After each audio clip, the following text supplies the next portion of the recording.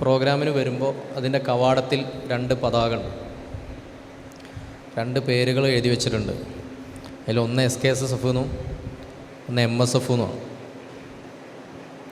ഇത് രണ്ടും ഒരുമിച്ച് പോവോ എന്ന് ആശങ്കപ്പെടുത്തുന്ന ആഖ്യാനങ്ങളൊക്കെ രൂപപ്പെട്ടുകൊണ്ടിരിക്കുന്ന ഒരു സമയത്താണ് ഈ 2 പേരുകളും ഒരുമിച്ച് വെച്ചുകൊണ്ട് ദാറുൽ ഹുദയുടെ മുറ്റത്ത് ഇങ്ങനൊരു പരിപാടി നടക്കുന്നത്. ഇവർക്ക് അധികാരമുള്ള സ്ഥലങ്ങളിൽ ഒരുപാട് പ്രശ്നങ്ങൾ ഇവർക്ക് സെറ്റിൽ ചെയ്യാൻ പറ്റുന്നു, പല കാര്യങ്ങളും ഇവർക്ക് പരിഹരിക്കാൻ പറ്റുന്നു. അങ്ങനൊരു അധികാര ഘടന അവിടെ ഉണ്ടായിരിക്കെ അത് മൂല്യന്മാരാണ് പറയേണ്ടത്, അത് ഇൽമുള്ളവരാണ് പറയേണ്ടത്, അതിലെന്താ തങ്ങന്മാർ സംസാരിക്കേണ്ട ആവശ്യം എന്ന രീതിയിലൊരു സംഭവം ഉയർന്നു വരുമ്പോൾ ഇസ്ലാമിൻ്റെ പൊളിറ്റിക്കൽ ഫിലോസഫി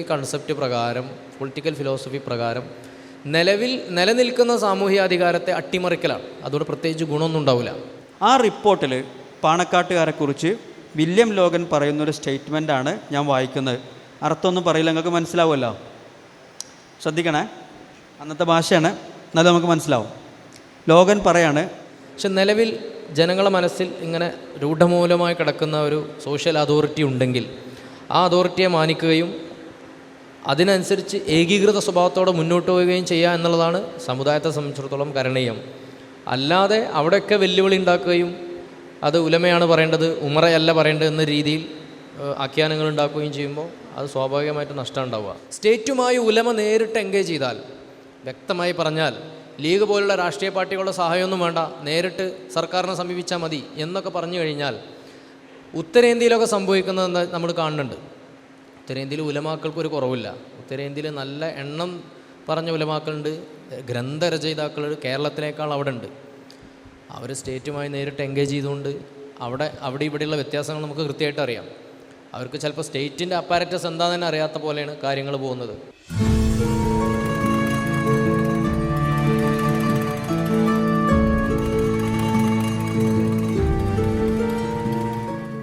പ്രിയമുള്ള വിദ്യാർത്ഥി സുഹൃത്തുക്കളെ,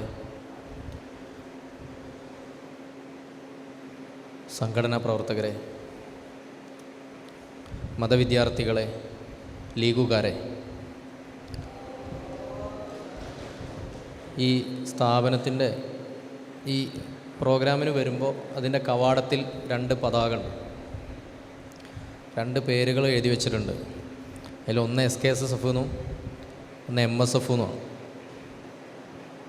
ഇത് രണ്ടും ഒരുമിച്ച് പോവോ എന്ന് ആശങ്കപ്പെടുത്തുന്ന ആഖ്യാനങ്ങളൊക്കെ രൂപപ്പെട്ടുകൊണ്ടിരിക്കുന്ന ഒരു സമയത്താണ് ഈ 2 പേരുകളും ഒരുമിച്ച് വെച്ചുകൊണ്ട് ദാറുൽ ഹുദയുടെ മുറ്റത്ത് ഇങ്ങനൊരു പരിപാടി നടക്കുന്നത്.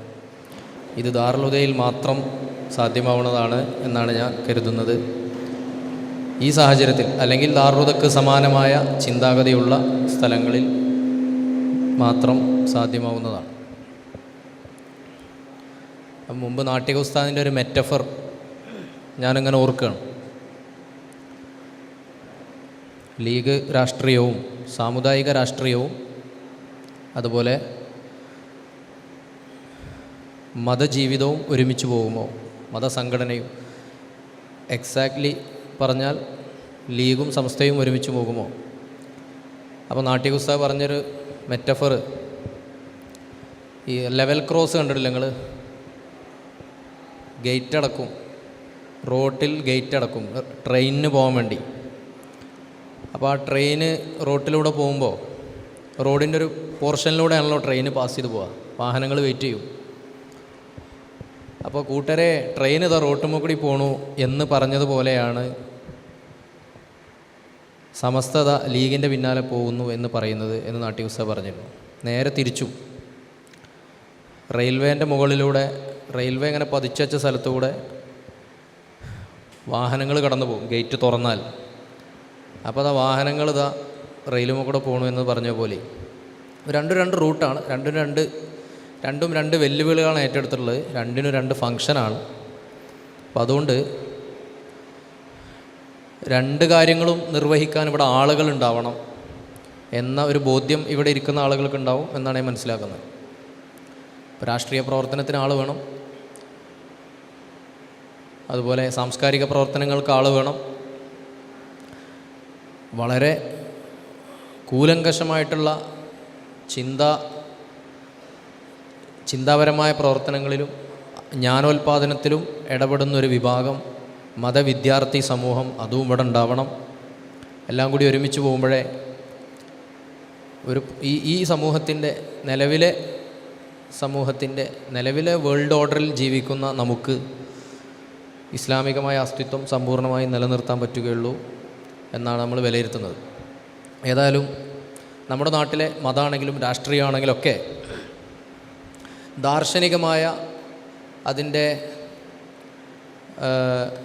ദാർശനികമായ പല മേഖലകളും നഷ്ടപ്പെടുകയും അതിൻ്റെ ദാർശനികമായ ഊന്നൽ നഷ്ടപ്പെടുകയും കേവലം റെട്ടറിക്കിലേക്ക് മാറുകയും ചെയ്യുന്ന രീതിയിലേക്ക് ഇപ്പോൾ പോയിട്ടുണ്ട്. ഞങ്ങളെ തൊടാനാവില്ല, അപ്പോൾ വാൻ കയ്യടി, അല്ലാഹു അക്ബർ, ഞങ്ങളെ തൊട്ട് കളിച്ചാൽ എന്നുള്ള രീതിയിലുള്ള അങ്ങനെ കുറച്ച് റെട്ടറിക്ക് ആവശ്യമാണ് സമൂഹത്തിൽ. അത് പ്രത്യേകിച്ച് രാഷ്ട്രീയ പ്രവർത്തനമൊക്കെ ആകുമ്പോൾ പ്രഭാഷണങ്ങൾക്കൊക്കെ ആ ഒരു ശൈലി ആവശ്യമാണ്. പക്ഷേ മതവിദ്യാർത്ഥികളെ സംബന്ധിച്ചിടത്തോളം, അല്ലെങ്കിൽ വിദ്യാർത്ഥികൾ ജ്ഞാനസേവകരെ സംബന്ധിച്ചിടത്തോളം ആ റെട്ടറിക്കിന് ആവശ്യമുള്ള ദാർശനികമായ ഊന്നൽ കൊടുക്കേണ്ട ആളുകളാണ് നമ്മൾ. അപ്പോൾ അതിൽ ചരിത്രവും ദർശനമൊക്കെ പഠിച്ച ആളുകൾക്ക് അത് സാധ്യമാവുള്ളൂ. അപ്പോൾ നിങ്ങളത് വൃത്തിയായിട്ട് ചെയ്യും. അതിനു വേണ്ടിയുള്ള വിഭവങ്ങൾ സമാഹരിക്കാനാണ് ഇത്തരം പദ്ധതികളൊക്കെ നമ്മൾ നടത്തിക്കൊണ്ടിരിക്കുന്നതെന്നാണ് ഞാൻ മനസ്സിലാക്കുന്നത്. അപ്പോൾ എവിടെയാണ് നമ്മുടെ ഊന്നൽ?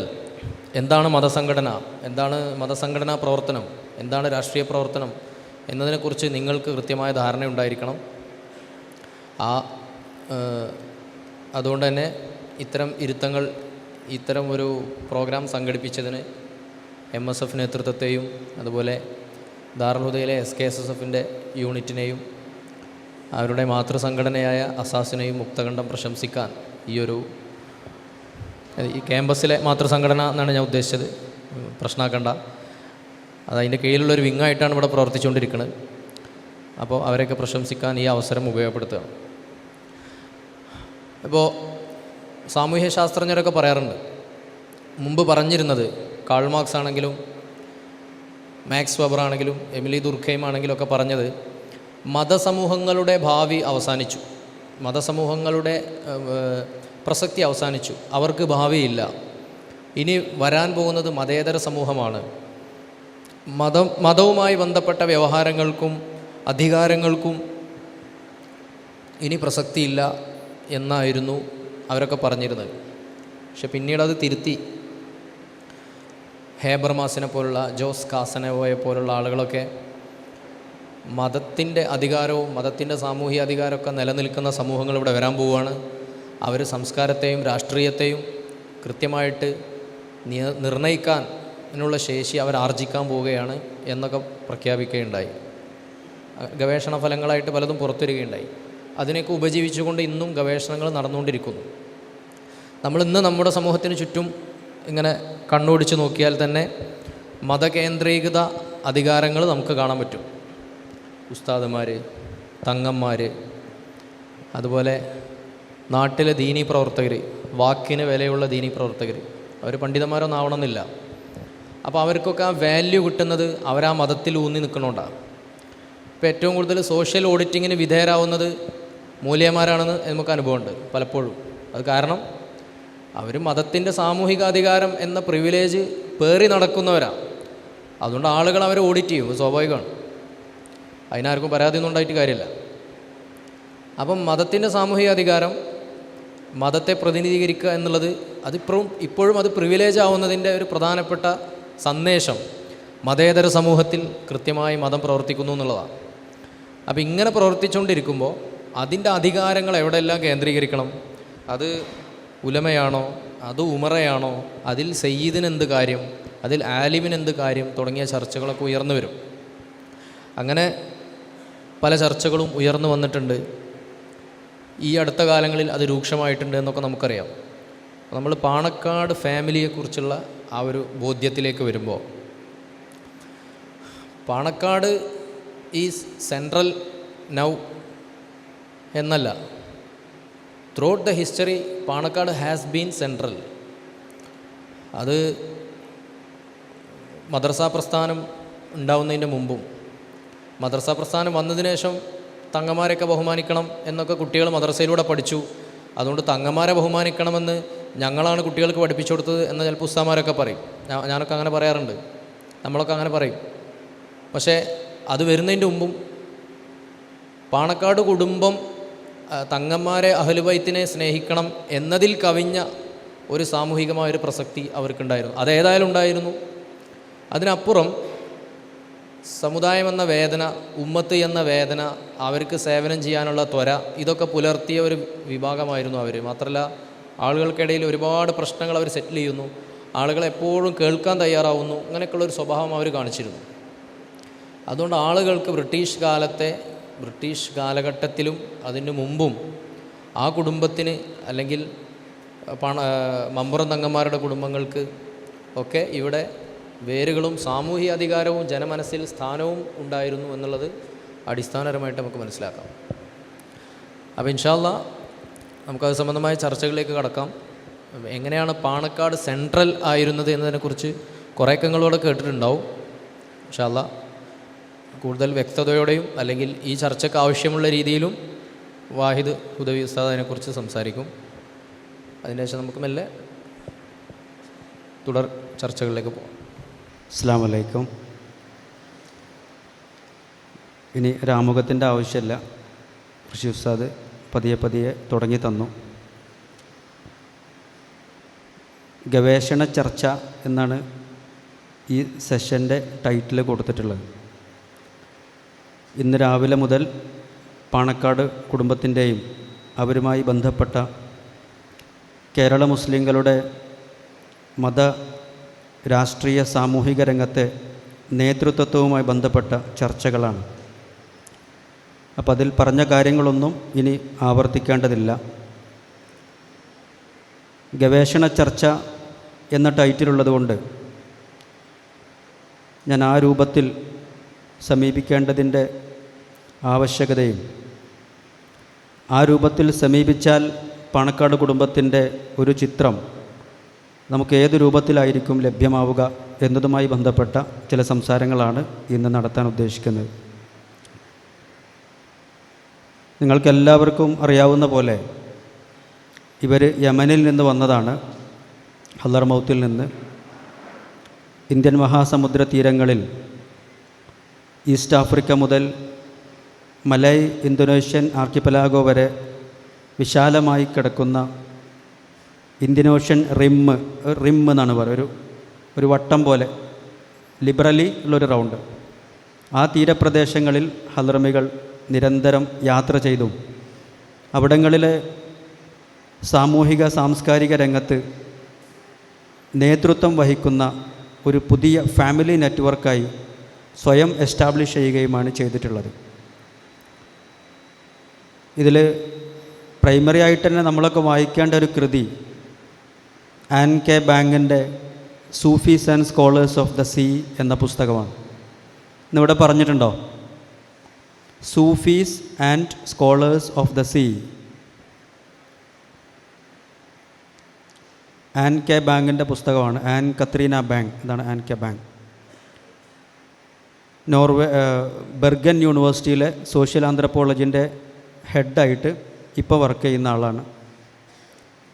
അവർ ഈ sufis and scholars of the sea എന്ന് പറഞ്ഞ കൃതിയിൽ യമനിൽ നിന്ന് ഈസ്റ്റ് ആഫ്രിക്കയിലേക്ക് യാത്ര ചെയ്ത് 1860കളിൽ മഡഗാസ്കർ, മൊസാംബിക്, നൈജീരിയ തുടങ്ങിയ ആഫ്രിക്കൻ രാജ്യങ്ങളിൽ ഈ ഫാമിലി നെറ്റ്വർക്ക് വ്യാപിക്കുകയും 1-2 തലമുറകൾ കഴിഞ്ഞോടുകൂടി അവിടുത്തെ മുസ്ലിം സാമൂഹിക രാഷ്ട്രീയ ജീവിതത്തിൻ്റെ ഗതി മാറ്റുകയും ചെയ്ത സംഭവമാണ് അവർ ഓർത്തെടുക്കുന്നത്.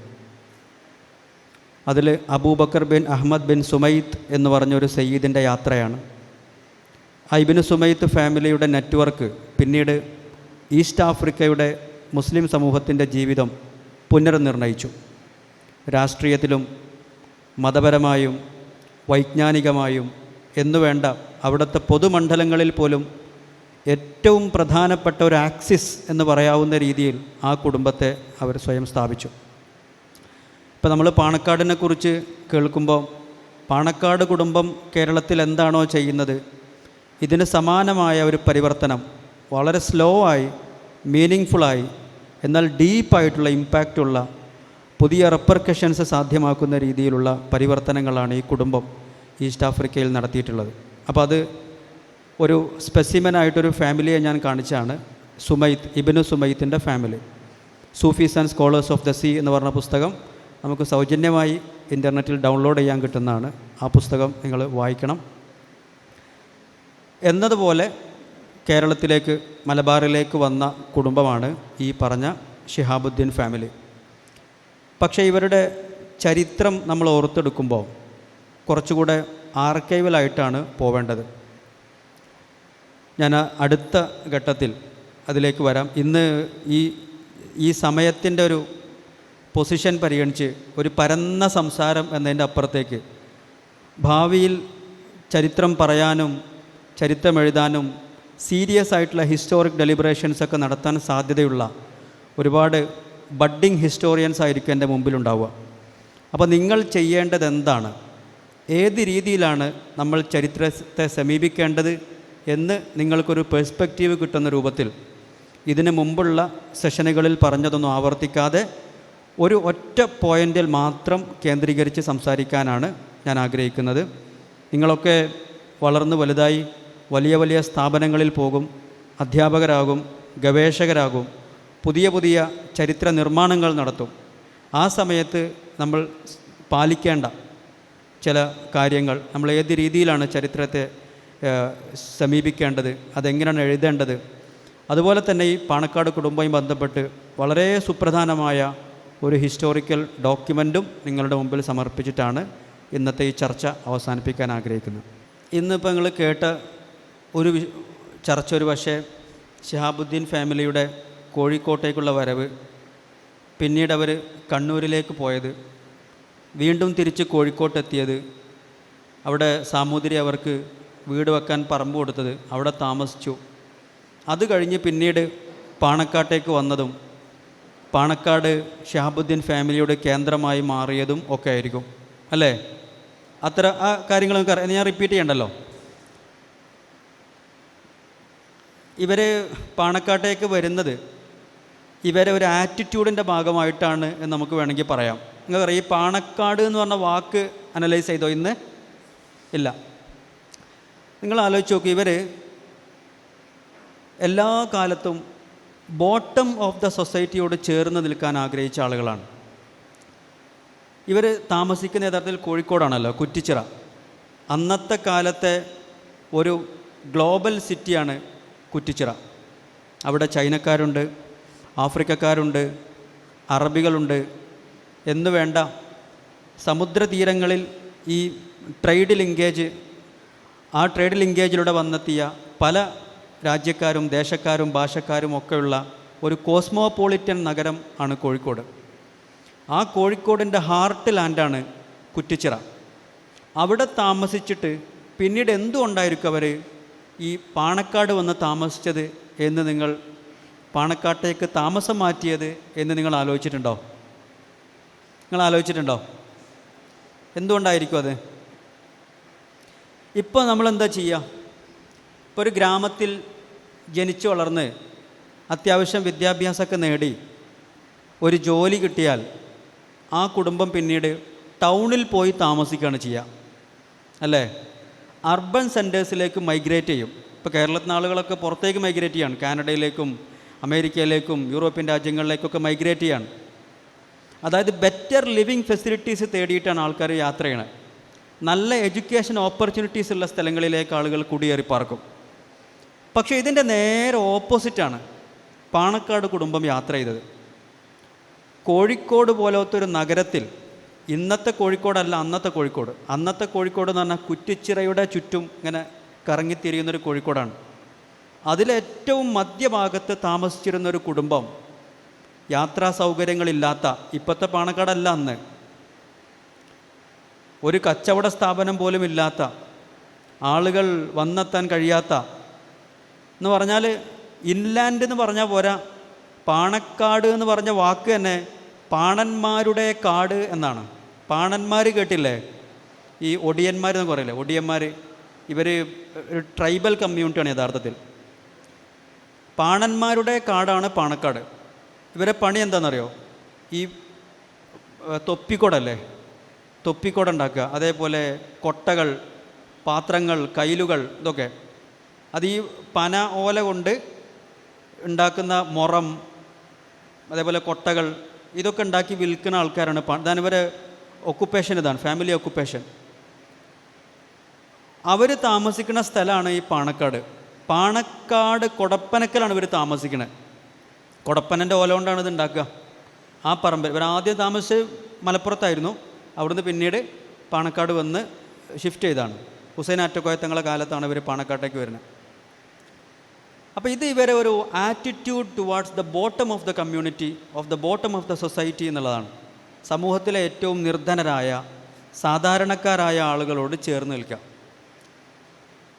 ഇപ്പോൾ പാണക്കാട്ടുകാർ വലിയ ആൾക്കാരാണ്, ശരിക്കും അവർ എലീറ്റ്സാണ്. മുസ്ലിം ബ്രാഹ്മിൻസ് എന്നൊക്കെ ആക്ഷേപിക്കപ്പെടുന്ന ആൾക്കാരാണ്. രാഷ്ട്രീയത്തിൽ വലിയ സ്വാധീനമുള്ള, വലിയ വലിയ പണക്കാരുമായി ബന്ധമുള്ള, ഇൻ്റർനാഷണൽ സൊസൈറ്റീസുമായിട്ടൊക്കെ ലിങ്കേജുള്ള വലിയ ആൾക്കാരാണ്, അരിസ്റ്റോക്രാറ്റുകളാണ്. പക്ഷെ അവരിപ്പോഴും, നിങ്ങൾ പാണക്കാട്ട് ചെന്നാൽ പാണക്കാട്ട് അവരെ കാണാൻ വന്ന ആളുകളിൽ ഏറ്റവും കൂടുതലുണ്ടാവുക സമൂഹത്തിലെ ഏറ്റവും നിർധനരായ ആൾക്കാരായിരിക്കും. കുട്ടിക്ക് സുഖമില്ല, മോൻ ഗൾഫ് പോയിട്ട് നല്ല ജോലിയായിട്ടില്ല, പാസ്പോർട്ടിൻ്റെ കേസുണ്ട് ശരിയാക്കണം, ഇങ്ങനെ തുടങ്ങിയിട്ട് ജലദോഷം പിടിച്ച ആൾക്കാർ മുതൽ അന്താരാഷ്ട്ര പ്രശ്നങ്ങൾക്ക് പരിഹാരം കാണാൻ വരെ പാണക്കാട്ടെ കോലായിൽ ആളുകൾ എത്തുകയാണ്. അപ്പോൾ ഈ കോഴിക്കോട്ട് നിന്നും പാണക്കാട്ടേക്കുള്ള ഇവരെ മൈഗ്രേഷൻ തന്നെ it shows their attitude towards the bottom of the society എന്നതാണ് ഒരു പ്രധാനപ്പെട്ട ഒരു തിയറി. ഇനി നമുക്ക് കുറച്ച് പാസ്റ്റിലേക്ക് പോവാണ്. ഇപ്പോൾ റഷീദ് സാർ പറഞ്ഞല്ലോ, സാർ അതിൻ്റെ ഇടയിൽ കുറച്ച് സംസാരിക്കണോ? എന്തെങ്കിലും ആഡ് ചെയ്യാനുണ്ടോ? ഇങ്ങനെ ഒറ്റയ്ക്ക് നീണ്ടു പോകുമ്പോൾ ഉള്ളൊരു നിങ്ങൾക്കും തന്നെ ബുദ്ധിമുട്ടായിരിക്കും. ആഡ് ചെയ്യാന്ന് പറഞ്ഞാൽ ഈ ജാതീയത എന്ന് പറയാറുണ്ട്. ജാതീയത എന്നും പറയും, എന്നിട്ട് പാണക്കാടെന്നും പറയും. ഇങ്ങനെ പറഞ്ഞ ആൾക്കാരുണ്ട്. യഥാർത്ഥത്തിൽ നിങ്ങളൊരു മുനവറലി ശിഹാബ് തങ്ങൾ ഒരിക്കൽ ഒരു ഇൻട്രാക്ഷനിൽ പറഞ്ഞൊരു അനുഭവമുണ്ട്. ഒരു 1:30 മണിയായപ്പോൾ വാപ്പ ഉള്ളിലേക്ക് കയറിപ്പോയി എന്തോ ആവശ്യത്തിന്. അപ്പോൾ കുറച്ച് ആൾക്കാർ വന്നു. അപ്പോൾ ടേബിളിൽ നിന്ന് എണീച്ചിട്ടുള്ളൂ. ലുഹറിൻ്റെ ശേഷം എപ്പോഴും ഇരുന്നതാണ്. അപ്പോൾ വന്ന ആൾക്കാരോട് മുനവറൽ തങ്ങൾ വാപ്പ ഉള്ളിൽ കടന്നു മടങ്ങിപ്പോകാൻ പറഞ്ഞു. അപ്പോൾ അത് പിന്നെ മുഹമ്മദ് അലി ശിഹാബ് തങ്ങൾ അറിയുകയും ശക്തമായി ശാസിക്കുകയും ചെയ്തു. ഇവിടെ വന്ന ആളുകളോട് എന്തിനാ പറഞ്ഞു വെച്ചതെന്ന് വെച്ചിട്ട്. സാധാരണ 4-5 മണിക്കൂറോ ടേബിളിന് ചുറ്റും ഒരുപാട് നെഗറ്റീവ് ഷെയർ ചെയ്യുന്ന ആളുകളുടെ മാത്രം കേട്ടിരുന്നാൽ നമ്മളൊക്കെ എന്താ ചെയ്യുക? ഞാൻ ഇവിടെ ഇല്ലയെന്ന് പറഞ്ഞേക്ക്, ക്ഷീണമാണ്, എന്താ ചെയ്യുക എന്നാണ് പറയാം. അപ്പോൾ ഇതാണ് പാണക്കാട് തങ്ങന്മാരുടെ ആറ്റിറ്റ്യൂഡ്. ഇതാരും എന്നാലും ഇങ്ങനെയാണ്. എൻ്റെ പശു പിന്നെ കറക്കുമ്പോൾ ചവിട്ടുകയാണ്, അകിടിൽ ചവിട്ടുകയാണ് എന്നുള്ള പരാതി പറഞ്ഞിട്ടുള്ള വളരെ ഹിന്ദു താഴെത്തട്ടിലുള്ള സമുദായത്തിലുള്ള ഒരു സ്ത്രീ വരുന്നു. അതേപോലെ നാളത്തെ ഇലക്ഷൻ പ്രചാരണം എവിടുന്ന് എങ്ങനെ തുടങ്ങണം, ആ ചർച്ചക്കും അവിടെ വരുന്നു. ഇങ്ങനെയാണ് പാണക്കാടിൻ്റെ ഒരു നേച്ചർ. അപ്പോൾ ആളുകൾ അവരെ ഹൃദയത്തിൻ രാജാക്കന്മാരായി വാഴ്ത്തുന്നതും ആളുകൾ അവരെ സമീപിക്കുന്നതും അവർ സേവന മനസ്കരായതുകൊണ്ടാണ്. അല്ലാതെ ജാതീയത നമുക്ക് അതിൽ കാണാൻ കഴിയില്ല. ഈ ജാതി എന്നുള്ള വാക്കിനെക്കുറിച്ച് അറിയാത്തവരാണ്, ജാതി എന്നുള്ള റിയാലിറ്റിയെക്കുറിച്ച് അറിയാത്തവരാണ് അത് പറയുന്നത്. ജാതി എന്ന് പറഞ്ഞാൽ ഗ്രേഡഡ് ഇനീക്വാലിറ്റിയാണ്. അതിൽ അൺടച്ചബിലിറ്റി ഉണ്ട്, അയിത്തുണ്ട്. പക്ഷേ ഇവിടെ ഈ പള്ളിയിലോ അല്ലെങ്കിൽ ഏതെങ്കിലും പള്ളിയിലോ പാണക്കാട് തങ്ങൾ നിസ്കരിക്കുമ്പോൾ തൊട്ടപ്പുറത്ത് ഏറ്റവും താഴ്ന്ന ജോലി ചെയ്യുന്ന ഒരാളും അതിന് കൂടെ തന്നെ നിസ്കരിക്കുക. അപ്പോൾ അതൊന്നുമല്ല ജാതി എന്ന് പറഞ്ഞാൽ.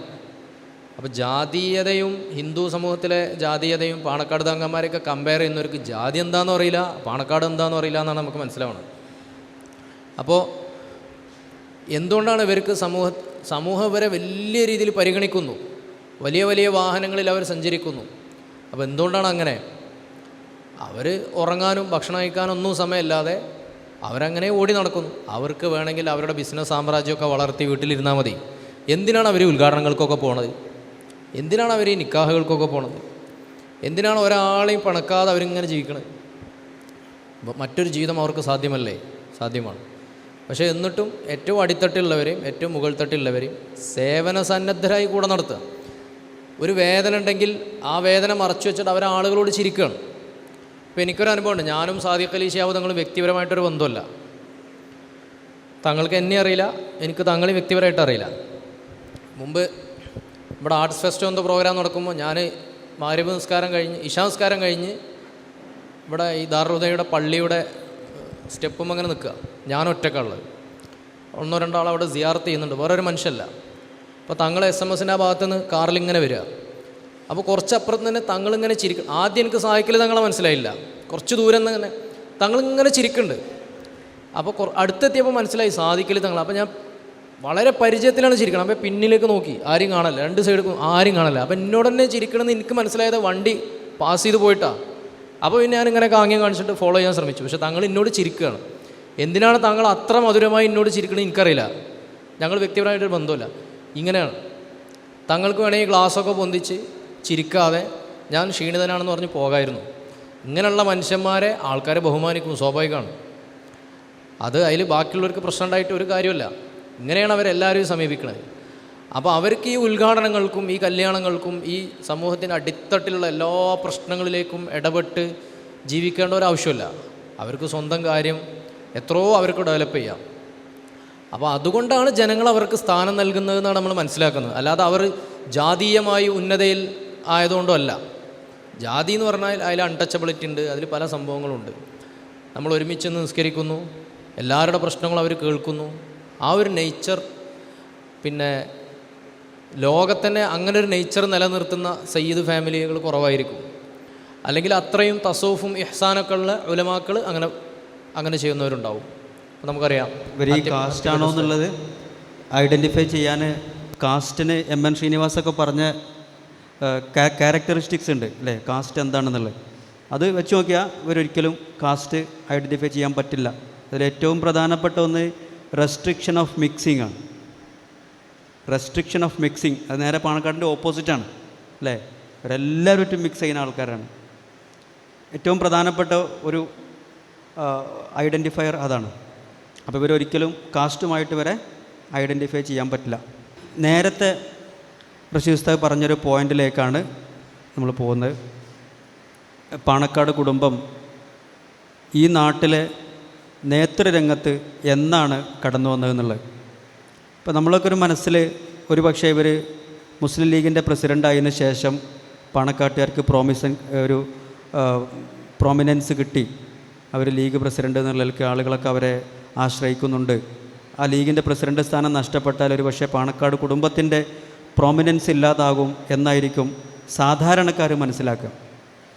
പക്ഷേ നമ്മൾ മനസ്സിലാക്കേണ്ടത് കേരളത്തിലെ ഇന്നുള്ള വ്യവസ്ഥാപിതമായ മതസംഘടനകൾ ഉണ്ടാകുന്നതിന് മുമ്പ്, ഇന്നുള്ള വ്യവസ്ഥാപിതമായ രാഷ്ട്രീയ സംഘടനകൾ ഉണ്ടാകുന്നതിന് മുമ്പ് ഈ പാണക്കാട് കുടുംബം ഇതിനേക്കാൾ പ്രോമിനൻ്റ് ആയിരുന്നു എന്നുള്ളതാണ്. ഇന്നിപ്പോൾ അത് ഇൻസ്റ്റിറ്റ്യൂഷണലൈസേഷൻ വന്നപ്പം സംഘടനാവൽകൃതമായി പ്രോമിനൻസ് പോയി. അതിലൊരു പ്രസിഡൻ്റ് എന്നുള്ള പദവിയോ ഒരു പ്രധാനപ്പെട്ട ലീഡർ എന്നുള്ള പദവിയോ മാത്രമേ പാണക്കാട്ടുകാർക്കുള്ളൂ. എന്ന് പറഞ്ഞാൽ പണ്ടത്തേതിനെ കമ്പയർ ചെയ്ത് നോക്കുമ്പോൾ അന്ന് ഇങ്ങനെ ഒരു ലാൻഡ്സ്കേപ്പും ഇല്ല, ഇങ്ങനെ മറ്റൊരു സംവിധാനവും ഇല്ല.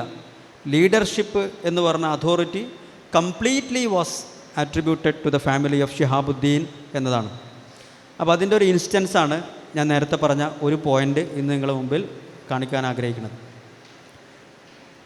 ഇപ്പോൾ കഴിഞ്ഞ സെഷനിൽ തൃക്കളൂർ ക്ഷേത്രത്തിൻ്റെ കാര്യമൊക്കെ പറഞ്ഞു എന്ന് പറഞ്ഞില്ലേ, ആ കേസുമായി ബന്ധപ്പെട്ട് നമ്മളെ വേദികളിലൊക്കെ നിരന്തരം പറഞ്ഞുകൊണ്ടിരിക്കുന്ന ഒരുപാട് സംഭവങ്ങളുണ്ട്. ഹുസൈൻ ആറ്റക്കോയ തങ്ങൾ ഉറുക്കെഴുതി കൊടുത്തു, അതിൻ്റെ പേരിൽ അറസ്റ്റ് ചെയ്തു, നാട് കടത്തി എന്നുള്ള കാര്യങ്ങളൊക്കെ.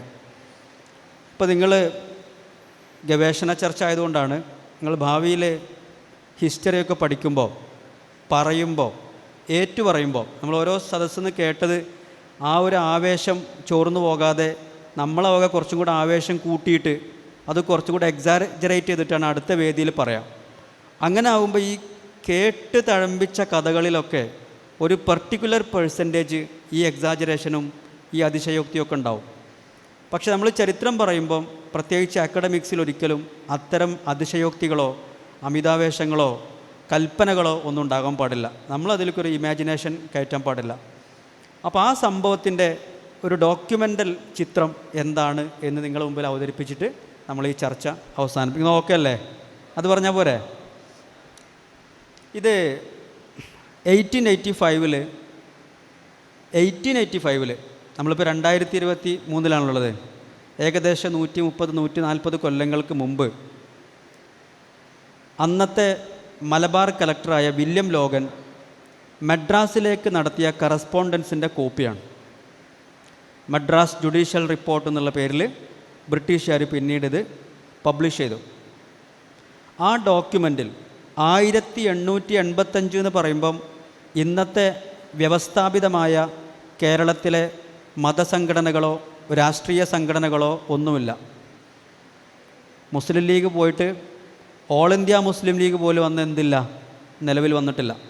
ആ കാലത്ത് പാണക്കാട് കുടുംബത്തെക്കുറിച്ച് വില്യം ലോഗൻ നടത്തുന്ന റിപ്പോർട്ടിംഗ് ആണ് ഇപ്പോൾ എൻ്റെ കയ്യിലുള്ളത്.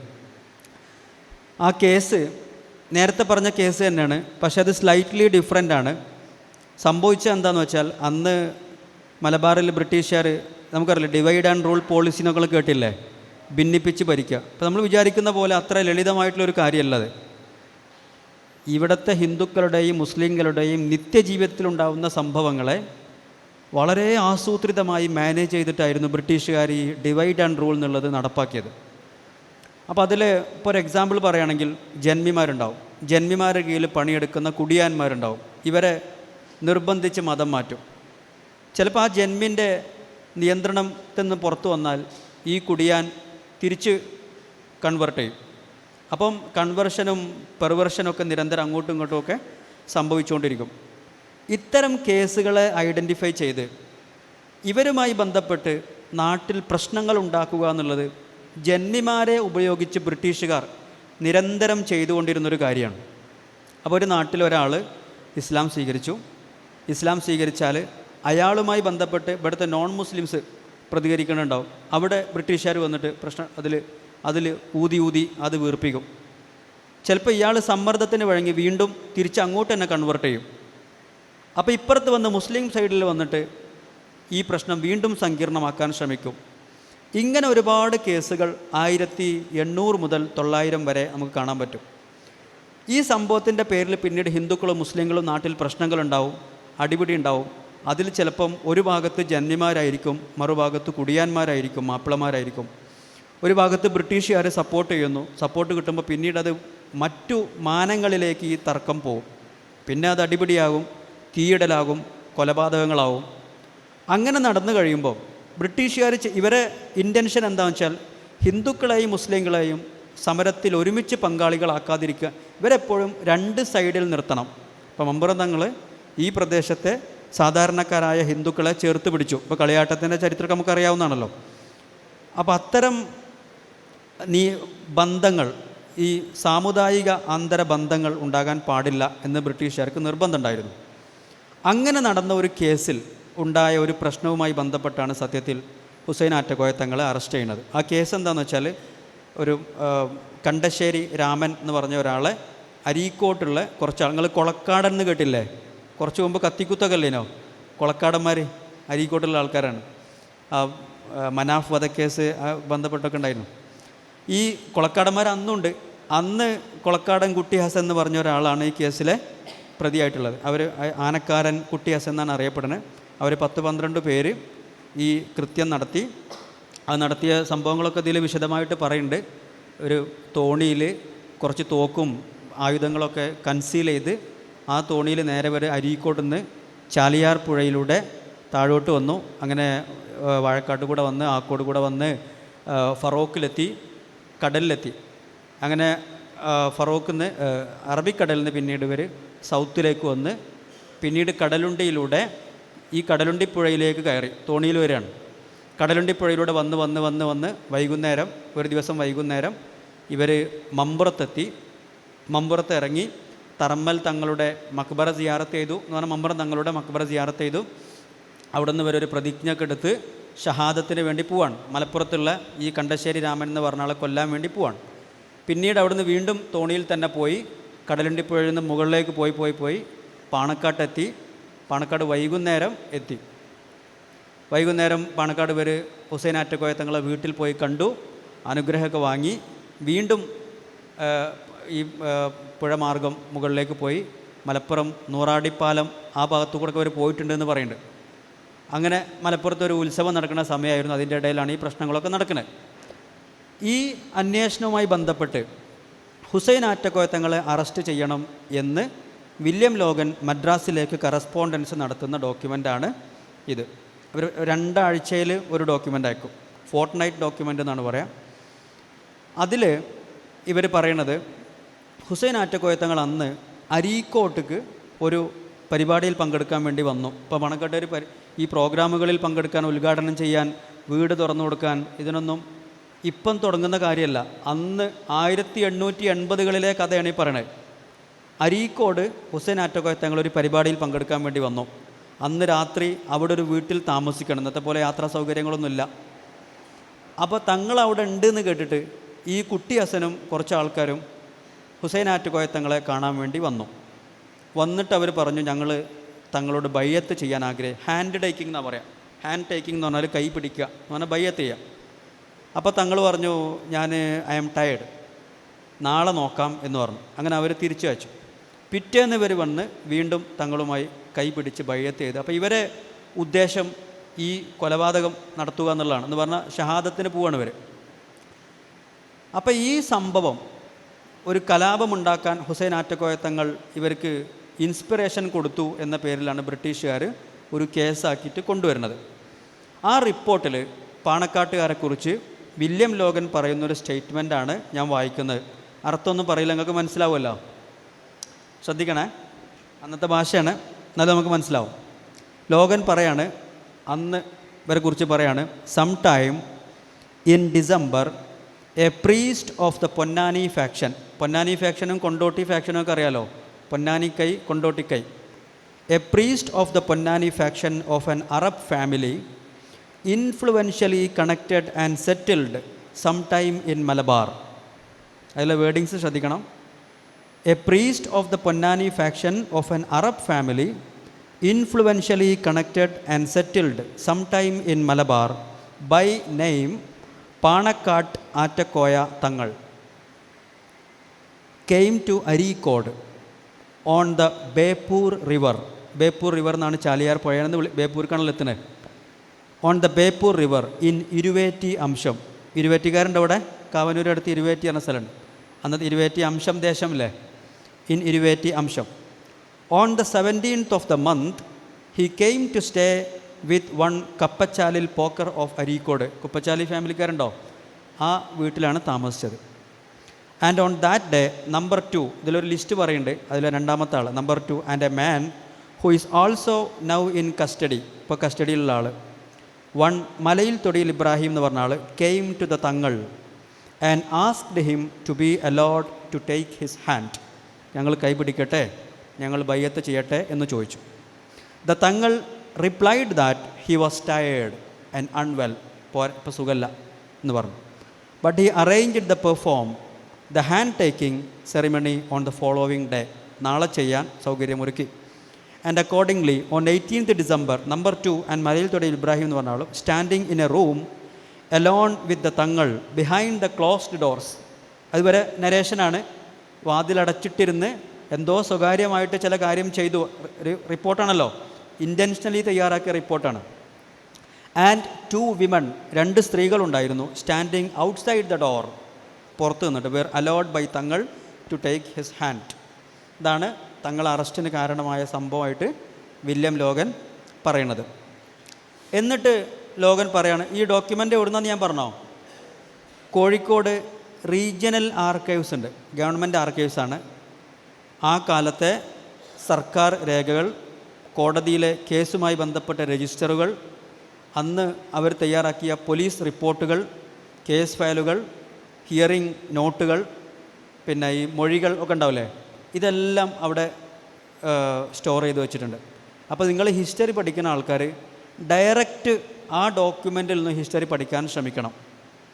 ഇപ്പോൾ നമ്മൾ ഈ മലബാർ കലാപത്തിൻ്റെ ചരിത്രമൊക്കെ പറയണത് എങ്ങനെയാണെന്ന് വെച്ചാൽ, മലബാർ കലാപത്തെക്കുറിച്ച് അതിലെ ഒരു പാർട്ടിസിപ്പൻ്റായ ബ്രിട്ടീഷുകാർ പ്രൊഡ്യൂസ് ചെയ്ത ഡോക്യുമെൻറ്റ്സ് ആസ്പദമാക്കി ഇവിടുത്തെ ജന്മിമാരും ഇവിടുത്തെ എലീറ്റുകൾ ബ്രാഹ്മിൻസ് എഴുതി വെച്ച ഹിസ്റ്ററി, ആ ഹിസ്റ്ററി ബേസ് ചെയ്തിട്ട് ഇവിടുത്തെ ഇടതുപക്ഷ ചരിത്രകാരന്മാർ എഴുതിയ പുസ്തകങ്ങൾ. ആ ഹിസ്റ്ററി ബേസ് ചെയ്തിട്ട്, അതായത് 4ാമത്തെ തലമുറ എഴുതിയ പുസ്തകങ്ങൾ വായിച്ചിട്ടാണ് നമ്മൾ ചരിത്രം പഠിക്കുന്നത്. അപ്പോൾ നമ്മൾ ഈ ലാംഗ്വേജൊക്കെ അറിയുന്ന ആൾക്കാർ, ഇംഗ്ലീഷ് അറിയുന്ന ആൾക്കാർ, അറബി അറിയുന്ന ആൾക്കാർ, ഇതിൻ്റെയൊക്കെ പ്രാധാന്യവും അറിയുന്ന ആൾക്കാർ നമ്മൾ ഒറിജിനൽ ഡോക്യുമെൻറ്റിൽ പോയിട്ട് ഈ ചരിത്രം പഠിക്കാൻ വേണ്ടി ശ്രമിക്കണം. അതാണ് എൻ്റെ മെസ്സേജ്. കാലിക്കറ്റ് എന്ത് പാലാണ്? എരഞ്ഞിപ്പാലം അല്ലേ, സിവിൽ സ്റ്റേഷനല്ലേ? അവിടെ സിവിൽ സ്റ്റേഷനിലാണ് ഈ റീജിയണൽ ആർക്കൈവ്സ് ഉള്ളത്. മദ്രാസിൽ റീജിയണൽ ആർക്കൈവ്സ് ഉണ്ട്, എന്ന പോലെ തിരുവനന്തപുരത്ത് റീജിയണൽ ആർക്കൈവ്സ് ഉണ്ട്. അവിടെയൊക്കെ പോയിട്ട് നമ്മൾ ഹിസ്റ്ററി ഡോക്യുമെൻറ്റ്സ് അങ്ങനെ കണ്ടെത്തിയൊരു ഡോക്യുമെൻ്റാണിത്. ഇനി ഈ ഡോക്യുമെൻറ്റിൽ പറയുന്ന അടുത്തൊരു പോയിൻ്റാണ്, എന്തുകൊണ്ട് ഈ തങ്ങളെ അറസ്റ്റ് ചെയ്യണം എന്നവർ പറയണം. കേൾക്കണേ, വായിക്കണതിൽ ബോറുണ്ടോ? ഡോക്യുമെൻ്റ് വായിക്കല്ല, അപ്പോൾ അതുകൊണ്ട് പിന്നെ വായിക്കല്ല നിവൃത്തിയില്ലല്ലോ. ഇദ്ദേഹം പറയാണ്, ഞാൻ ഇയാളെ അറസ്റ്റ് ചെയ്യണമെന്നൊന്നും പറയില്ലേനു, പക്ഷേ ഇയാൾ നിങ്ങൾ വിചാരിച്ച ആളല്ല. ഇയാൾ ഭയങ്കര കണക്റ്റഡാണ്, ജനങ്ങളുമായിട്ട് അങ്ങേയറ്റത്തെ ബന്ധമുള്ള ആളാണ്. മൂപ്പര് വിചാരിച്ചാൽ നമുക്കിവിടെ മുന്നോട്ട് പോകാൻ കഴിയില്ല. അപ്പോൾ അതുകൊണ്ട് മൂപ്പരെ ബാക്കി വെച്ചേക്കാൻ പാടില്ല. നോക്കണേ, ഇതിൽ പറയാണ്, I would have hesitated to have arrested the Thangal. ഞാൻ തങ്ങളെ അറസ്റ്റ് ചെയ്യണോ എന്നെനിക്ക് സംശയമുണ്ടാകുമായിരുന്നു. Merely on the fact which he admits that number 2 took his hand a day or 2 days before setting forth on his murderous mission, but there are other circumstances. ഇപ്പോൾ ഈ hand taking നടന്നു, ബൈഅത്ത് ചെയ്തു എന്നുള്ള ആ ഒരൊറ്റ കാരണം കൊണ്ട് ഞാൻ ഇയാളെ അറസ്റ്റ് ചെയ്യാൻ പറയുമായിരുന്നില്ല. വേറെയും ചില കാരണങ്ങളുണ്ട്, അത് നിങ്ങൾ മനസ്സിലാക്കണം എന്ന് പറയണം. എന്നിട്ട് ഇവർ പറയാണ്, സയ്യിദ് ഫസൽ, ആര്? മമ്പ്രത്തങ്ങളെ മകനായ സയ്യിദ് ഫസൽ പൂക്കോയത്തങ്ങൾ. അതിൻ്റെ ഇടയിൽ കുറച്ച് കാര്യം ഞാൻ വിടുകയാണ്. ഇദ്ദേഹം പറയാണ്, Syed Fazal however further admitted that as his blessings was sometimes misunderstood and his presence in the country unfortunately had led to deed of horror. അതായത് നമ്മൾ പണ്ട് മമ്പുറത്തുള്ള ഒരാളുണ്ടായിരുന്നല്ലോ, മൂപ്പരെ അറസ്റ്റ് ചെയ്തപ്പോൾ ആ സയ്യിദ് ഫസൽ അന്ന് കേസൊക്കെ സമ്മതിച്ചിരുന്നു, പക്ഷേ ഇയാൾ കേസ് സമ്മതിക്കണമില്ല. ഇവർ ഇതിൽ ഈ ഹുസൈൻ ആറ്റക്കോയ തങ്ങൾക്ക് ഈ വിഷയത്തിൽ എന്തില്ല, ഒരു പശ്ചാത്താപമല്ല, ചെയ്തത് തന്നെയാണ് എന്നാണ് ഹുസൈൻ ആറ്റക്കോയ തങ്ങൾ പറയണത്. അങ്ങനെ പോവാണ്. എന്നിട്ട് പറയാണ്, ഇൻ ദിസ് കേസ് തങ്ങൾ, ഈ പറഞ്ഞ Attakoya Thangal, did not admit that his blessing had been misunderstood nor that it had led to the outrages, but എന്നിട്ട് പറയാണ്, but I am convinced that if he had been allowed to go at large. ഇയാളെ ഇങ്ങനെ വിടുകയാണെങ്കിൽ, ഇയാളെ മുന്നോട്ട് പോകാൻ സമ്മതിക്കുകയാണെങ്കിൽ, if he had been allowed to go at large and if we had accepted his excuses, ഇദ്ദേഹം പറയുന്ന എക്സ്ക്യൂസസ് നമ്മൾ സ്വീകരിച്ചാൽ, we should have run a great risk of having other outrages to deal with. ഇനിയും ഒരുപാട് കലാപങ്ങൾ ഇവിടെ ഉണ്ടാകും. 1800 മുതൽ 852 വരെയുള്ള മലബാറിലെ കുടിയാൻ കലാപങ്ങളിൽ മമ്പുറം തങ്ങൾമാർ വലിയ പങ്കുവഹിച്ചിരുന്നു. പ്രത്യേകിച്ച് 836 മുതൽ 1852 തങ്ങളെ നാട് കടത്തുന്നത് വരെയുള്ള ഈ ജന്മിവിരുദ്ധ കലാപങ്ങളിൽ, കർഷക കലാപങ്ങളാണെങ്കിലും ജന്മിവിരുദ്ധ കലാപമാണെങ്കിലും ഒക്കെ അതിൽ ഈ മമ്പുറം ഫസൽ പൂക്കോയ തങ്ങൾ വലിയ പങ്കുവഹിച്ചിട്ടുണ്ട്. അപ്പോൾ അതുമായി കണക്ട് ചെയ്യാനാണ് പാണക്കാട് ഹുസൈൻ ആറ്റക്കോയ തങ്ങളെയും ഇവർ ആഗ്രഹിക്കുന്നത്. എന്നിട്ട് പറയുന്നു, but I am convinced that if he had been allowed to go at large and if we had accepted his excuses we should have run a great risk of having other outrages to deal with at an early date and possibly. പിന്നെ ഒരു സാധ്യത പറയാണ്, and possibly the Tangals following might have increased with increasing outrages. ഇനിയും കലാപങ്ങൾ ഉണ്ടായാൽ ഇദ്ദേഹത്തിൻ്റെ followers കൂടും. until as in Sayyid Fazal's case in 1852. അതേപോലെ നമുക്ക് ഇനിയും ഒരു അനുഭവം ഉണ്ടാകും. perhaps even 10,000 to 12,000, 12,000 ആൾക്കാരെങ്കിലൊക്കെ മൂപ്പരെ സ്വന്തം ആൾക്കാരായിട്ടുണ്ട്. men, great numbers of them armed. ഇതിൽ പലരും എന്താകുന്നു? ആംഡ് ആകുന്നു. might have been assembled on a report that their Thangal was in danger. ഇവരുടെ തങ്ങൾ ഡേഞ്ചറിലാണെന്നുള്ള വാർത്ത കേട്ടാൽ ഒരു 12,000 ആൾക്കാരെങ്കിലും ആംഡായിട്ട് നമുക്കെതിരെ കലാപത്തിനിറങ്ങി പുറപ്പെടാൻ സാധ്യതയുണ്ട്. അപ്പോൾ അതുകൊണ്ട് ഇപ്പോൾ തന്നെ ഇദ്ദേഹത്തെ തീർക്കണം, അറസ്റ്റ് ചെയ്യണം, നാട് കടത്തണം. ഇവിടെ ഇനി ജീവിക്കാൻ ഇദ്ദേഹത്തെ അനുവദിക്കാൻ പറ്റില്ല. As it was 200 to 300 people assembled when he was brought in and some artifice had to be used to get him away quietly. അതിൻ്റെ ബാക്കിയുള്ള കാര്യങ്ങൾ പറയണം. അപ്പോൾ ഈ രൂപത്തിലാണ് ഇവർ ഹുസൈൻ ആറ്റക്കോയ തങ്ങളെക്കുറിച്ച് പറയുന്നത്. അപ്പോൾ നിങ്ങൾ കണ്ടില്ലേ, ഇതിൽ അറേബ്യയിൽ നിന്ന് ഇവിടെ വന്ന് താമസിച്ച ഇൻഫ്ലുവൻഷ്യലി കണക്റ്റഡ് ആയൊരു ഫാമിലി എന്നാണ് ഹുസൈൻ ആറ്റക്കോയ തങ്ങളെ ഇവർ വിശേഷിപ്പിക്കുന്നത്. അപ്പോൾ ആ കാലത്ത് പാണക്കാട് തങ്ങന്മാർ ഇവിടുത്തെ മുസ്ലിം ജീവിതത്തിൻ്റെയും സാമൂഹിക ജീവിതത്തിൻ്റെയൊക്കെ കേന്ദ്ര ബിന്ദുക്കളായിരുന്നു എന്ന് കാണിക്കാനാണ് ഞാൻ ഡോക്യുമെൻ്റ് നിങ്ങളുടെ മുമ്പിൽ പ്രസൻറ്റ് ചെയ്തത്. നിങ്ങൾക്ക് അസംസ്കരിക്കാനുള്ളതിലൂടെ നമ്മൾ നിർത്തുകയാണ്. പിന്നെ ഇപ്പോൾ ഈ പാണക്കാട് തങ്ങന്മാരത് ഒരിക്കലും രാഷ്ട്രീയ അധികാരമല്ല, സാമൂഹിക അധികാരമാണെന്ന് നമുക്ക് മനസ്സിലായി. ഇപ്പോൾ മുസ്ലിം രാഷ്ട്രീയാധികാരങ്ങൾ ഉണ്ടായിരുന്ന സമയത്ത് എഴുതപ്പെട്ടൊരു ഗ്രന്ഥമാണ് ഖിയാസുൽ ഉമം ഫിൽത്തിയാസി ദുലം, ഇമാമുൽ ഹറമൈൻ്റെ. അതിൽ അദ്ദേഹം പറയുന്നുണ്ട്, രാഷ്ട്രീയാധികാരങ്ങളില്ലാത്ത സമയങ്ങളിൽ മുസ്ലിങ്ങൾ സാമൂഹികാധികാരം സംരക്ഷിക്കേണ്ടതുണ്ട്. അത്തരം സാമൂഹികാധികാരങ്ങളിൽപ്പെട്ട ഒന്നാണ് പാണക്കാട് തങ്ങന്മാരുടെയൊക്കെ അധികാരം. ഈ അധികാരം നമ്മൾ പറയുന്നത് ഭരണകൂടത്തിന് സമാന്തരമായ അധികാരം എന്നുള്ള അർത്ഥത്തിലല്ല, മറിച്ച് അവർക്ക് കാര്യങ്ങൾ സെറ്റിൽ ചെയ്യാൻ പറ്റുന്നു എന്നുള്ളതാണ്. ഒരുപാട് പ്രശ്നങ്ങൾ ഔട്ട് ഓഫ് കോർട്ട് സെറ്റിൽമെൻറ്റ് ചെയ്യാൻ പറ്റുന്നു. കോർട്ടിൽ പോലും പോയിട്ട് പരാജയപ്പെട്ട കാര്യങ്ങൾ ആ കോലായിലിരുന്ന് അവർക്ക് സെറ്റിൽ ചെയ്യാൻ പറ്റുന്നു. അപ്പോൾ ഈ ഒരു സംഭവം ഇവിടെ നിലനിൽക്കുമ്പോൾ അതിനെ സമസ്ത യൂസ് ചെയ്തു, അതിനെ ലീഗ് യൂസ് ചെയ്തു. രാഷ്ട്രീയ പാർട്ടികളും മതസംഘടനകളും ഒരുപോലെ തന്നെ ഈ 200 വർഷം പഴക്കമുള്ള അല്ലെങ്കിൽ അതിലേറെ പഴക്കമുള്ള ഈ അധികാരത്തെ യൂസ് ചെയ്യുക ചെയ്തത്. ലീഗ് അതിനെ ഉപയോഗപ്പെടുത്തി, പാണക്കാട് തങ്ങന്മാർക്കുള്ള സ്വാധീനത്തെ ലീഗ് ഉപയോഗപ്പെടുത്തി, സമസ്തയും ഉപയോഗപ്പെടുത്തി, മതസംഘടനകളും ഉപയോഗപ്പെടുത്തി. അപ്പോൾ ഇത് ബേസിക്കലി ഒരു സംഭവം തന്നെയാണ്. ഇപ്പോൾ ഖുറൈശികളിൽ നിന്ന് അധികാരം വരുന്നതിനെക്കുറിച്ച് റസൂലുള്ള പറയുന്നുണ്ട്. ഖുറൈശികൾക്ക് മാത്രമാണ് അധികാരം എന്നുള്ള രീതിയിൽ പറയുന്നുണ്ട്. ഹദീസിൻ്റെ ദർജ ലൈഫാണോ സഹിയാണോ ചർച്ച വേറെ.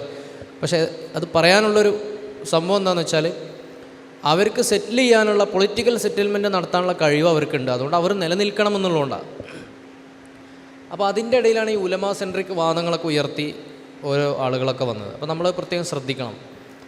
എന്ന് പറഞ്ഞാൽ ഇവർക്ക് അധികാരമുള്ള സ്ഥലങ്ങളിൽ ഒരുപാട് പ്രശ്നങ്ങൾ ഇവർക്ക് സെറ്റിൽ ചെയ്യാൻ പറ്റുന്നു, പല കാര്യങ്ങളും ഇവർക്ക് പരിഹരിക്കാൻ പറ്റുന്നു. അങ്ങനൊരു അധികാര ഘടന അവിടെ ഉണ്ടായിരിക്കെ അത് മൂല്യന്മാരാണ് പറയേണ്ടത്, അത് ഇൽമുള്ളവരാണ് പറയേണ്ടത്, അതിലെന്താ എന്താ തങ്ങന്മാർ സംസാരിക്കേണ്ട ആവശ്യം എന്ന രീതിയിലൊരു സംഭവം ഉയർന്നു വരുമ്പോൾ ഇസ്ലാമിൻ്റെ പൊളിറ്റിക്കൽ ഫിലോസഫി കൺസെപ്റ്റ് പ്രകാരം, പൊളിറ്റിക്കൽ ഫിലോസഫി പ്രകാരം നിലനിൽക്കുന്ന സാമൂഹ്യാധികാരത്തെ അട്ടിമറിക്കലാണ്. അതുകൊണ്ട് പ്രത്യേകിച്ച് ഗുണമൊന്നും ഉണ്ടാവില്ല. നേരത്തെ നൗഷാദ് സംസാരിച്ചപ്പോൾ പറഞ്ഞു, പിന്നെ അവർക്ക് ആ അധികാരം ഉണ്ടായിരുന്നു, കറക്റ്റ് വേർഡിങ് എനിക്ക് ഓർമ്മയില്ല. അപ്പോൾ നിലവിൽ ഉള്ളതിനെ അട്ടിമറിക്കുന്ന ഒരു സ്വഭാവമാണ് ഈ ഉലമാ സെൻട്രിക് വാദത്തിലൂടെയൊക്കെ വന്നിട്ടുള്ളത്. അപ്പോൾ യഥാർത്ഥത്തിൽ ഉലമാക്കൾ ആളുകളെ സംസ്കരിക്കണം, അല്ലെങ്കിൽ ഉലമാക്കൾ മറ്റു കാര്യങ്ങൾക്ക് നേതൃത്വം നൽകണം, അതിൽ സംശയമൊന്നുമില്ല. പക്ഷെ നിലവിൽ ജനങ്ങളുടെ മനസ്സിൽ ഇങ്ങനെ രൂഢമൂലമായി കിടക്കുന്ന ഒരു സോഷ്യൽ അതോറിറ്റി ഉണ്ടെങ്കിൽ ആ അതോറിറ്റിയെ മാനിക്കുകയും അതിനനുസരിച്ച് ഏകീകൃത സ്വഭാവത്തോടെ മുന്നോട്ട് പോവുകയും ചെയ്യുക എന്നുള്ളതാണ് സമുദായത്തെ സംബന്ധിച്ചിടത്തോളം കരണീയം. അല്ലാതെ അവിടെയൊക്കെ വെല്ലുവിളി ഉണ്ടാക്കുകയും അത് ഉലമയാണ് പറയേണ്ടത്, ഉമറയല്ല പറയേണ്ടത് എന്ന രീതിയിൽ ആഖ്യാനങ്ങൾ ഉണ്ടാക്കുകയും ചെയ്യുമ്പോൾ അത് സ്വാഭാവികമായിട്ടും നഷ്ടം ഉണ്ടാവുക. പിന്നെ ഇപ്പോൾ AP ഫാക്ഷൻ ഒക്കെ പലപ്പോഴും AP ഉസ്താദിൻ്റെ മുമ്പ് പറഞ്ഞ കാര്യങ്ങളും അവരും ചിലപ്പോൾ സംഭവങ്ങളൊക്കെ പറയാറുണ്ട്. അതായത് കക്ഷി രാഷ്ട്രീയമില്ലാതെ നമ്മൾക്ക് നിലനിൽക്കാൻ കഴിഞ്ഞു എന്നൊക്കെ പറയാറുണ്ട്. കുറച്ചും കൂടി കടന്ന് ഇപ്പോൾ കുറച്ച് ആളുകൾ പറയുന്നുണ്ട്. പിന്നെ അതായത് നേരിട്ട് സ്റ്റേറ്റുമായി എൻഗേജ് ചെയ്താൽ മതി, രാഷ്ട്രീയമായിട്ട് ഉള്ള പ്രാതിനിധ്യങ്ങളെ ഉപയോഗപ്പെടുത്തേണ്ട ആവശ്യമില്ല, മതസംഘടനകളൊക്കെ സ്റ്റേറ്റുമായി നേരിട്ട് എൻഗേജ് ചെയ്താൽ മതി. ശരിയാണ്, സ്റ്റേറ്റിനോട് ഇപ്പോൾ ഗവൺമെൻറ്റിനോട് നേരിട്ട് എൻഗേജ് ചെയ്യാം, മാന്യമായിട്ട് സംവേദനങ്ങൾ നടത്താം, അതിന് കുഴപ്പമൊന്നുമില്ല.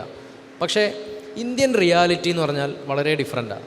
ഇന്ത്യൻ റിയാലിറ്റി നമ്മളീ പറയുന്നത് പോലെ ഉലമ കുറച്ച് ഉലമ അങ്ങനെ നിൽക്കുക, എന്നിട്ട് അവർ സ്റ്റേറ്റുമായി നേരിട്ട് എൻഗേജ് ചെയ്യുക, എന്നിട്ട് അവകാശങ്ങളൊക്കെ നേടിയെടുക്കുക, ആ ഒരു ഫ്രെയിംവർക്കല്ല ഇന്ത്യയിൽ ഓരോ വ്യക്തിയും ഓരോ ഡിജിറ്റാണ്, ഓരോ അക്കമാണ്. ഈ ഓരോ അക്കവും വോട്ട് പെട്ടിയിലായി കഴിയുമ്പോഴേ ഭരണപരമായിട്ട് നമുക്ക് പ്രാതിനിധ്യം ഉണ്ടാവുള്ളൂ.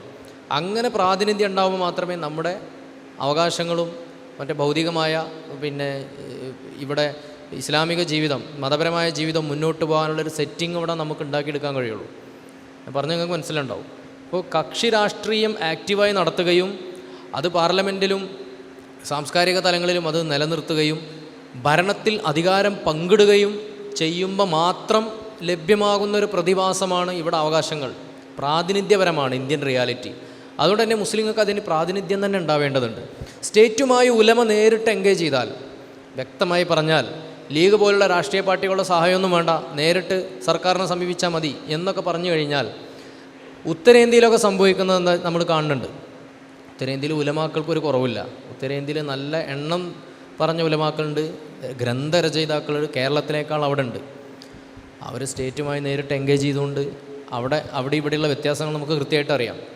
അവർക്ക് ചിലപ്പോൾ സ്റ്റേറ്റിൻ്റെ അപ്പാരറ്റസ് എന്താണെന്ന് തന്നെ അറിയാത്ത പോലെയാണ് കാര്യങ്ങൾ പോകുന്നത്. അപ്പോൾ സ്റ്റേറ്റുമായിട്ട് എൻഗേജ് ചെയ്തുകൊണ്ട് എല്ലാം നേടാം എന്നുള്ളതൊരു ഇന്ത്യൻ റിയാലിറ്റിയിൽ അത്ര പ്രാക്ടിക്കലല്ല. അതൊരു പക്ഷേ മറ്റു ചില സാഹചര്യങ്ങളിൽ ഓക്കെ ആയിരിക്കാം. അതുകൊണ്ടാണ് നമ്മുടെ ഉലമാകളൊക്കെ, ചാപ്പനങ്ങാടി ബാബുസാനെ പോലുള്ള സൂഫിയായ മനുഷ്യന്മാരൊക്കെ സാമുദായിക രാഷ്ട്രീയം എന്നുള്ളൊരു ഇതിനോട് ചേർന്ന് നിൽക്കുകയും അതിനുവേണ്ടി പ്രാർത്ഥിക്കുകയും പ്രവർത്തിക്കുകയും അതിനെയൊക്കെ ആശീർവദിക്കുകയും ഒക്കെ ചെയ്ത്. അപ്പോൾ പിന്നെ ചോദിക്കും, അങ്ങനെയാണ് AP ഉസ്താദൊക്കെ ഇവിടെ സ്റ്റേറ്റുമായി നേരിട്ട് എൻഗേജ് ചെയ്ത് ഒരു പൊളിറ്റിക്കൽ പാർട്ടിയുമായിട്ടും ബന്ധമില്ലാതെ തന്നെ നേടിയല്ലോ. അതിനെക്കുറിച്ച് പല ഉസ്താദന്മാരും പറഞ്ഞു കേട്ടിട്ടുണ്ട്. അങ്ങനെ നേടിയത് പോലും ഇവിടെ ലീഗ് ഉണ്ടായത് കൊണ്ടാണെന്ന് പറഞ്ഞു കേട്ടിട്ടുണ്ട്.